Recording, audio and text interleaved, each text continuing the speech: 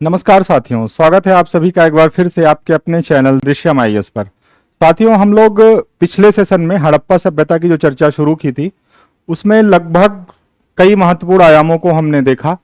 अब अंत में एक इसका पतन का जो कारण है वो भी एक बहुत ही महत्वपूर्ण आयाम है, प्रारंभिक परीक्षा के दृष्टिकोण से और मुख्य परीक्षा के दृष्टिकोण से तो है ही।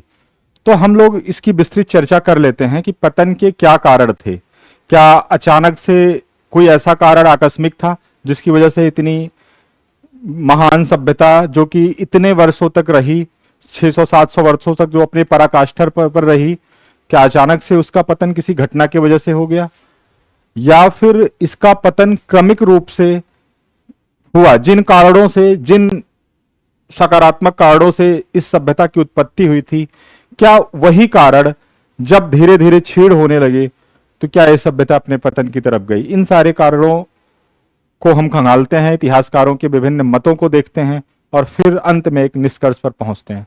तो देखते हैं इसके पतन को।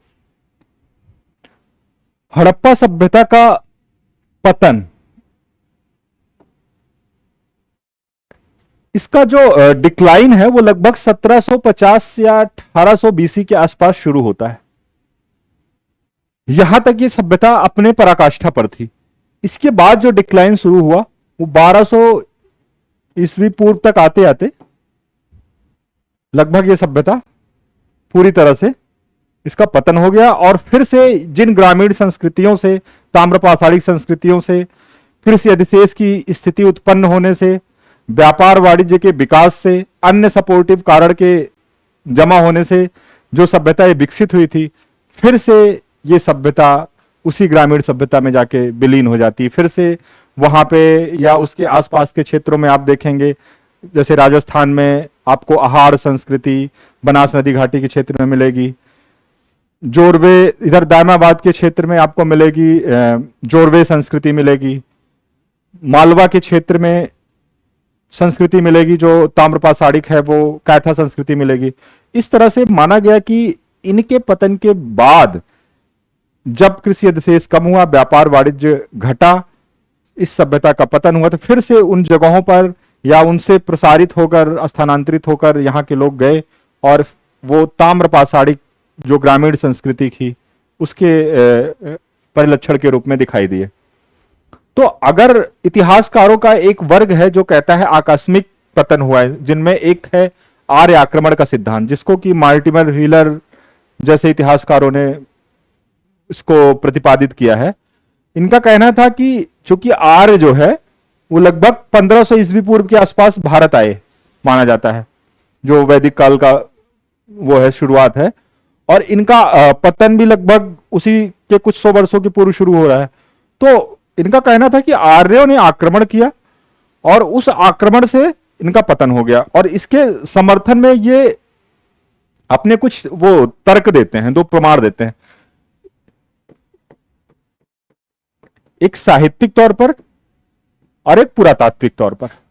एक पुरातात्विक तौर पर देते हैं। साहित्यिक जो प्रमाण है, इनका कहना है कि चूंकि जो आर्यों के देवता थे, जो इंद्र थे, इंद्र को पुरंदर और पुंडरीक जैसे शब्दों से नवाजा गया है। ये शब्द उनके लिए मिलते हैं, यानी कि किलों को तोड़ने वाला,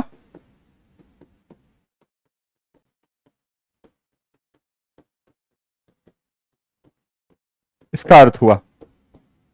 तो जब इनके देवता इतने संहारक और विध्वंसक थे, ये माना गया, तो इस आधार पे कहा गया कि इन्होंने अचानक से इन क्षेत्रों पे आक्रमण किया और यहां के लोगों का संहार कर दिया।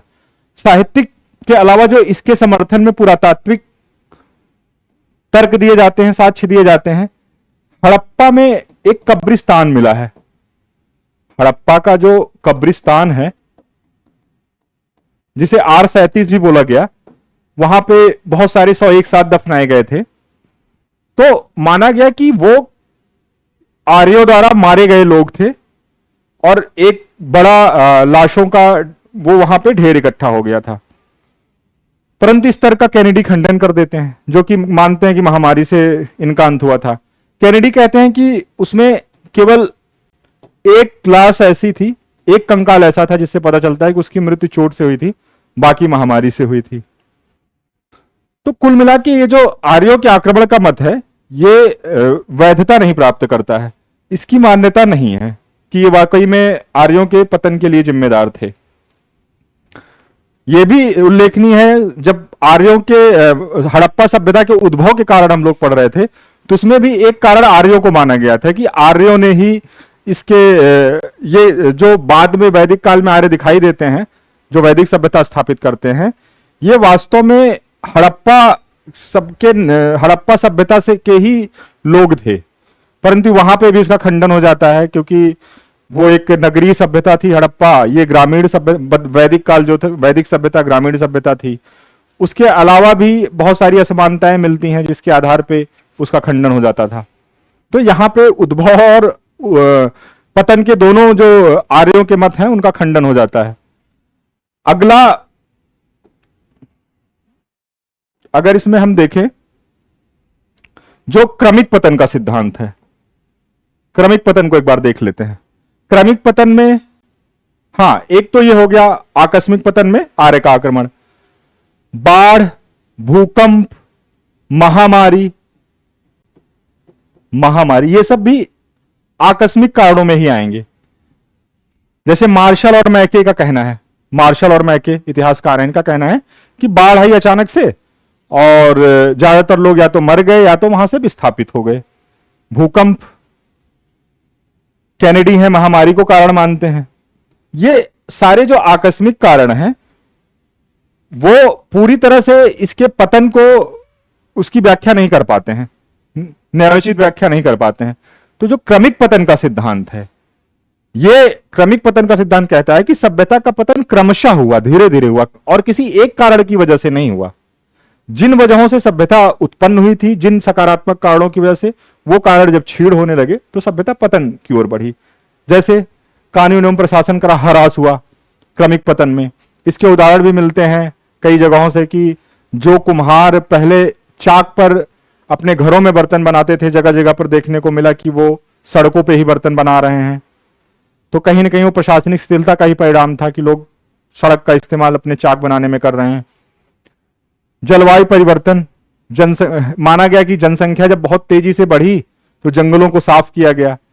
जंगलों को साफ करने से जलवायु का जो संतुलन था वो बिगड़ गया।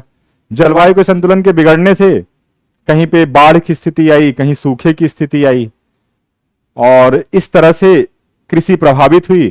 तो जिन अनुकूल संतुलनों की वजह से कृषि का अधिशेष प्राप्त होता था, वो अधिशेष प्राप्त होना कम हो गया धीरे धीरे। तो खाद्यान्न संकट उत्पन्न हुआ, व्यापार वाणिज्य चरमरा गया और सभ्यता पतन की तरफ बढ़ गई। पारिस्थितिकी निम्नीकरण, ये कारण भी जलवायु परिवर्तन से ही संबंधित है कि जब जलवायु परिवर्तन बिगड़ी तो पारिस्थितिक संतुलन बिगड़ा, संतुलन बिगड़ा तो सभ्यता पतन की तरफ बढ़ गई। अब अगर इस तरह से देखा जाए तो इन कारणों में क्या किसी एक कारण को जिम्मेदार माना जा सकता है? जैसे अगर कहा जाए कि बाढ़, ठीक, तो बाढ़ उन नगरों के पतन के लिए जिम्मेदार हो सकता था जो कि नदियों के किनारे थे। नदियों के किनारे बसे हुए नगर, नदियां जब उफान पर आई ज्यादा बारिश की वजह से, तो हो सकता है उन नगरों के लिए पतन के कारण बनी हो। जैसे कि लोथल था, ठीक है, और आपका हड़प्पा था, मोहनजोदाड़ो था। इन नगरों के पतन के लिए तो बाढ़ जिम्मेदार हो सकती है, ठीक। परंतु ऐसे नगर जैसे कि जो कच्छ के रन में थे, जहां पे जो नदियों से बहुत दूर थे, धौलावीरा है,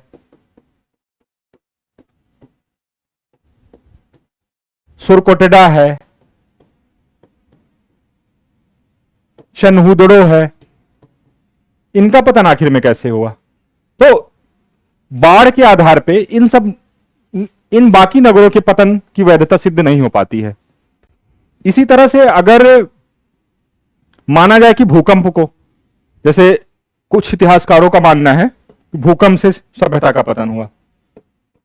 इनके समर्थन में एक और तर्क दिया जाता है, भूकंप जो मानते हैं इतिहासकार, उनका कहना है कि क्योंकि भूकंप की वजह से जो नदियां सतत वाहिनी थी और अरब सागर में आकर गिरती थी, उनके मार्ग अवरुद्ध हो गए। जो खंभात की खाड़ी की तरफ का क्षेत्र था, बलूचिस्तान की तरफ का जो क्षेत्र था, उसकी ऊंचाई इतनी बढ़ गई कि नदियां प्रवाहित होकर खंभात की खाड़ी में गिरना बंद कर दी, और उस वजह से बाढ़ की स्थिति हो गई उन क्षेत्रों में। तो वहां की कृषि चौपट हुई, वहां से लोग विस्थापित हुए और उन नगरों का पतन हुआ। तो इसको भी हम सभी नगरों के पतन का कारण नहीं मान सकते हैं। इसी तरह से आकस्मिक कारणों में जैसे महामारी है, तो यह भी मानना बड़ा ही अतार्किक होगा कि पूरे व्यापक क्षेत्र में कोई ऐसी महामारी आई, पूरी सभ्यता ही नष्ट हो गई।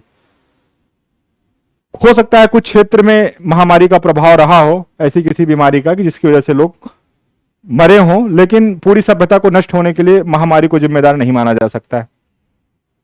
अब जो क्रमिक पतन के सिद्धांत हैं, क्रमिक परिवर्तन का सिद्धांत, इनमें जैसे पारिस्थितिकी संतुलन है, फेयर सर्विस, इन्होंने बोला है कि सभ्यता का पतन पारिस्थितिकी असंतुलन से हुआ।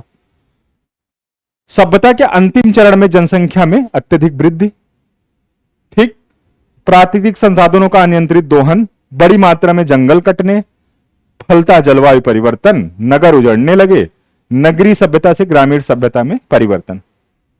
ये जो कारण है, ये ज्यादा तार्किक लगता है कि कुछ ऐसा ही हुआ होगा जिससे कृषि अधिशेष घटे होंगे, व्यापार वाणिज्य प्रभावित हुआ होगा और सभ्यता का पतन शुरू हुआ होगा। इससे क्या हुआ होगा? नगर नियोजन में अनियमितता आ गई होगी, सड़कों पर अतिक्रमण भी शुरू हो गए होंगे। ठीक है, जब ये सारे कार्बन, जब इकोसिस्टम गड़बड़ हुआ, उसका संतुलन बिगड़ा, तो जल निकाय आपूर्ति की व्यवस्था भी खराब हो गई होगी। अलग अलग क्षेत्रों में भिन्न भिन्न समय पर पतन की प्रक्रिया शुरू हो गई होगी। हाँ, एक ये भी कह सकते हैं कि चूंकि ये जो पतन हुआ हड़प्पा की जो संस्कृति है उसका पतन हम नहीं कह सकते। हड़प्पा के नगर वास्तव में उनका पतन हुआ। बाकी हड़प्पा संस्कृति के अंदर हम जो देखते हैं कि बहुदेववादी संस्कृति, वृक्ष पूजा, जैसे पीपल के पौधे जो मिलते हैं, या सर्प के सामने लेटा हुआ व्यक्ति मिलता है, इस तरह से, या आदि योगी की जो मूर्ति मिलती है, वो आगे चल के शिव के रूप में देवता स्थापित हुए। तो हम संस्कृति का पतन इसे नहीं कह सकते। वास्तव में संस्कृति जो हमारी है वो तो निरंतरता और परिवर्तन के साथ आगे बढ़ती रही, और आज भी उसके जो हड़प्पा सभ्यता के जो हड़प्पा संस्कृति के जो सातत्य हैं वो आज भी दिखाई देते हैं। तो उसके पतन को हम नहीं यहां मानेंगे कि संस्कृति का पतन हुआ। अगर इन आधार पर यह कहें कि हड़प्पा सभ्यता जो है वो किन्हीं एक कारणों से इसका पतन नहीं हुआ। हड़प्पा सभ्यता का पतन अलग अलग कारणों से हुआ। कहीं बाढ़ जिम्मेदार था, कहीं सूखा जिम्मेदार था, कहीं पारिस्थितिक असंतुलन, जलवायु परिवर्तन जिम्मेदार था, और इन सब कारणों ने क्रमिक रूप से धीरे धीरे कृषि अधिशेष को घटाया, व्यापार वाणिज्य को बाधित किया, नगरों का पतन किया। नगरों के पतन के होने से फिर से ये नगरीय सभ्यता ग्रामीण संस्कृति के रूप में, ताम्र पाषाणिक संस्कृति के रूप में दिखने लगती है आगे चलकर। जैसे अगर अब प्रीलिम्स के पॉइंट ऑफ व्यू से देख लेते हैं कि किन कारणों को कौन मानता है, कई बार पूछ लेता है कि हड़प्पा सभ्यता के पतन में फला कारण को मानने वाले कौन इतिहासकार हैं। तो अगर जलवायु परिवर्तन है तो ध्यान रखिएगा, आर.एल. स्टाइन और अमलानंद घोष, इन्होंने अपना जो तर्क दिया है वो जलवायु परिवर्तन को मानते हैं हड़प्पा सभ्यता के विघटन का कारण। महामारी, के.यू.आर. केनेडी। आर्य आक्रमण का सिद्धांत ये दिया है गार्डन चाइल्ड और मार्टिमर व्हीलर ने। ठीक है। बाढ़ का है, बाढ़ को मैके, एस.आर. राव और जॉन मार्शल ने माना है। मैके, एस.आर. राव और जॉन मार्शल ने। नदी मार्ग में परिवर्तन, लैम्बिक, डेल्स, एम.एस. वत्स, इन्होंने माना है कि नदी मार्ग में परिवर्तन हुआ और उससे हड़प्पा सभ्यता का पतन हो गया। अब जब हड़प्पा सभ्यता का पतन हुआ, पतन के बाद जो ताम्र पाषाणिक संस्कृति दिखाई देती है, चनहुदड़ों में झूकर झाकर संस्कृति के रूप में, पंजाब में बारा संस्कृति, ये फिर से वो जो ग्रामीण संस्कृति जिससे वो निकली थी, फिर से वो उसके लक्षण के रूप में परिलक्षित होने लगती है। इनके जो मकान थे फिर से वो घास फूस के बनने लगे, व्यवस्थित सड़कें वो सब नहीं रही। तो ये सारी चीजें पतन के बाद परिलक्षित होती हैं और इन सारे कारणों की हमने चर्चा पहले कर दी है। वर्तमान में जोशीमठ की जो प्राकृतिक आपदा की पारिस्थितिकी असंतुलन की वजह से ही वहां पे इस तरह से जो आपदा आई थी, तो उसको उसको वर्तमान के हिसाब, वर्तमान से जोड़ के दिखाया गया है। मतलब ये आपको अगर मेंस में उत्तर लिख रहे हैं इसके पतन पे, तो इस तरह के आप उदाहरण दे सकते हैं। तो कुल मिला के ये सभ्यता जो 500-600 सालों तक अपने पराकाष्ठा पर रही, क्रमिक रूप से पतन इसका हुआ, यही सबसे वैध प्रमाण, वो वैध तर्क माना जाता है। एक कारण नहीं इसके लिए जिम्मेदार थे। और इसकी सभ्यता के पतन के बाद जो द्वितीय नगरीकरण होता है, लगभग वो 1700-1800 सालों के बाद, 6ठी शताब्दी ईस्वी पूर्व में द्वितीय नगरीकरण देखने को मिलता है, जब लोहे का आविष्कार होता है। लोहे की खोज होने के बाद बड़े पैमाने पर जब जंगलों को साफ किया जाता है, कृषि का बहुत विस्तार होता है मगध क्षेत्र और इधर पूर्वी बिहार बंगाल तक। उस कृषि की विस्तार की वजह से फिर से उत्पादन में क्रांति आती है, व्यापक रूप से कृषि अधिशेष उत्पन्न होता है। कृषि अधिशेष की वजह से व्यापार, वाणिज्य, शिल्प, इन सब गतिविधियों के लिए एक बार पुनः संभावनाएं तैयार होती हैं। तो फिर से हमें नगर देखने को मिलते हैं, बहुत सारे नगर उस समय देखने को मिलते हैं, महाजनपदों के रूप में, गणराज्यों के रूप में। आगे चलकर काशी, श्रावस्ती, पाटलिपुत्र, इस तरह के नगरों का विकास होता है एक बार फिर से। धन्यवाद। अब आगे हम इसके जो आए हुए प्रश्न हैं उनको देखेंगे अगले सेशन में, जो महत्वपूर्ण प्रश्न हैं, और फिर एक एक करके आगे मतलब इसके बाद फिर छोटा सा जो ताम्रपाषाणिक एरा है, हड़प्पा के पहले का, हड़प्पा के बाद का, उस पर चर्चा करेंगे, उसके प्रश्नों को देखेंगे, फिर हम वैदिक काल की तरफ बढ़ेंगे। धन्यवाद।